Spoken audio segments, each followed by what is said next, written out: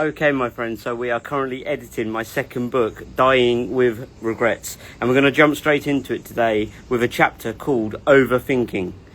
Roughly, the average mind thinks between approximately 50 to 80,000 thoughts per day, and at this point in my life, what with an extreme lack of clarity, I had way too many thoughts whizzing around within my mind. I didn't clearly know where I was going, and as a result, this caused a tremendous amount of overthinking.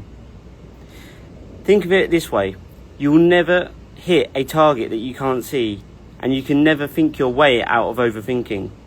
In this moment, I needed crystal clear clarity and a plan of action to follow. Even though I knew exactly what I wanted, I really did not know at all.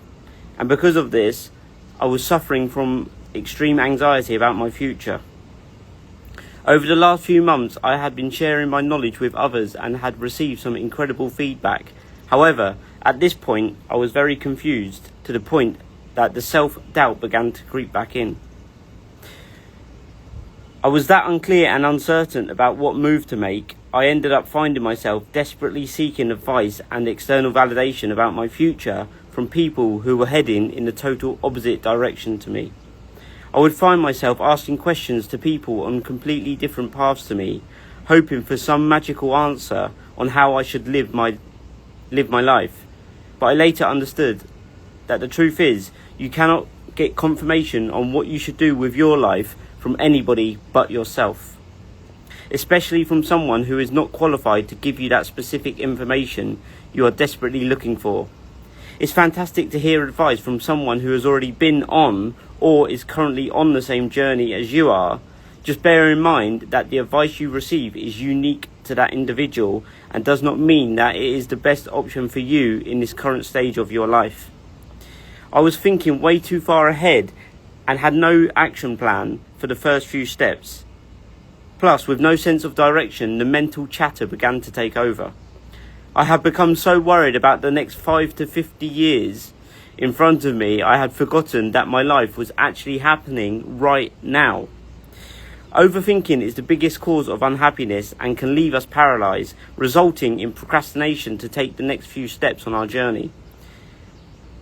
Lao Tzu once said, "The journey of 1,000 miles begins with one single step." The very first step is not only the most important and usually the most challenging, but is always the most rewarding step, as it's going to ultimately get you to where you really want to be. I became so caught up in how I was going to achieve this dream life that it left me motionless to the point where I was ready to give up on what I had only just started. As the imposter syndrome started to cloud my vision, I started to ask myself questions like, who am I to make a positive imprint on this earth? And who is going to ever want to listen to me? In life, you can only go as far as your mind lets you. Remember that nothing is ever in the way and everything is always on the way. The only barrier is the one you have personally created within your own mind, and what you think about the most and focus on will one day become reality.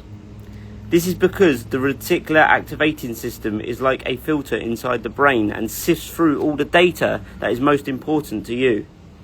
Your mind then becomes like a magnet and begins to attract what you want towards you, because what you focus on expands.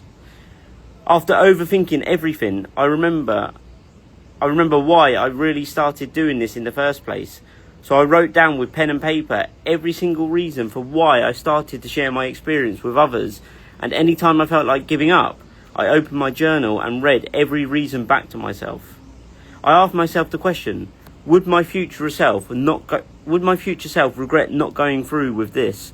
And I answered it with a yes, and then soon learned to follow through with what I told myself I was going to do, despite sometimes doubting my own capabilities.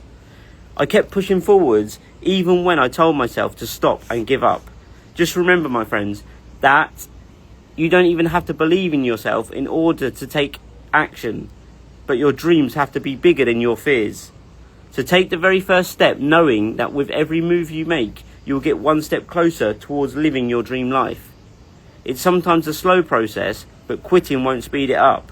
So don't ever forget that slow don't ever forget that slow progress is better than no progress. Never underestimate your own potential. For a moment, just think of your life as a precious little seed, millimeters in diameter and weighing next to nothing, which could easily sit in the palm of your hand all day long. It's pretty much useless to anyone, but only until that seed has been planted and nourished in the correct environment will it then begin to grow.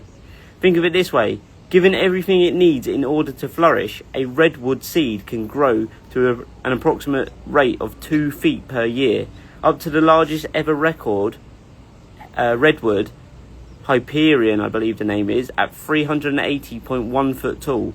This is pretty impressive considering the Statue of Liberty is only 305 feet tall. These remarkable trees live for hundreds and even sometimes thousands of years.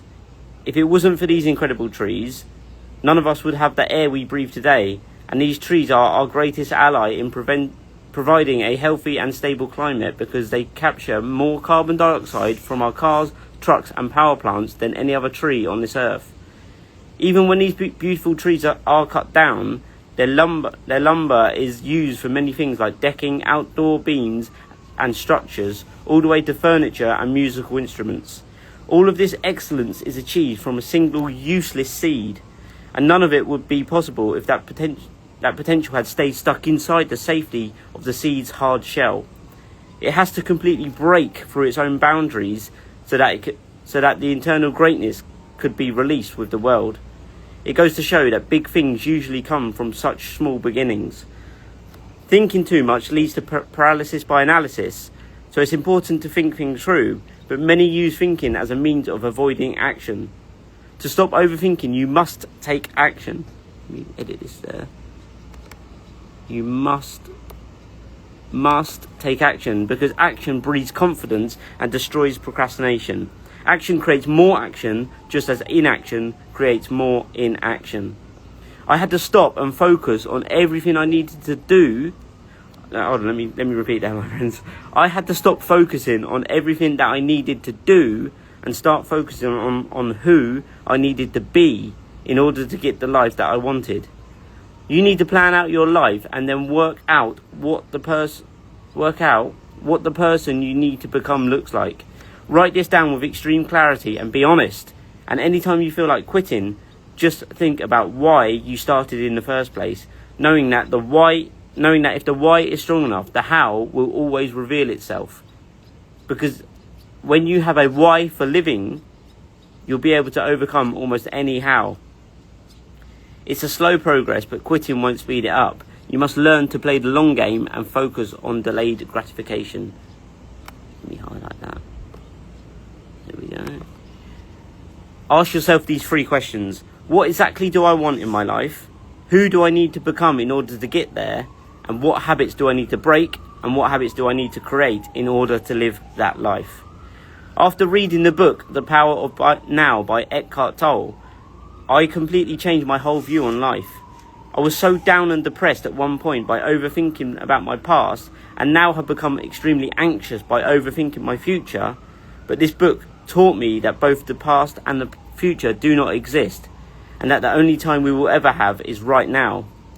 What you thought was the future this morning is now your present, and now you've read this message, the present is now your past. Every morning you open your eyes to a new day is a day you've never seen before, and a day you'll never see again. If you think about it, time is not real. It does not exist, and it has been made up by someone.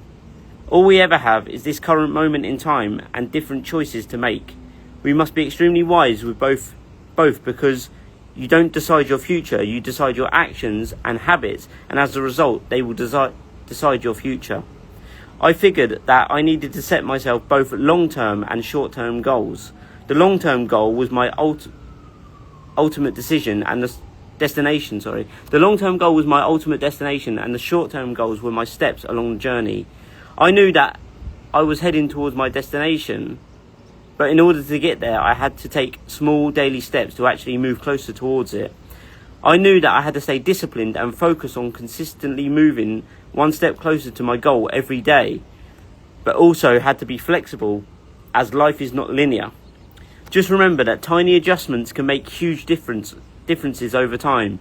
Imagine flying a plane in a dead straight line from London to New York. However, after an hour of flying, the pilot decided to adjust the direction dial by just 1 or 2 degrees.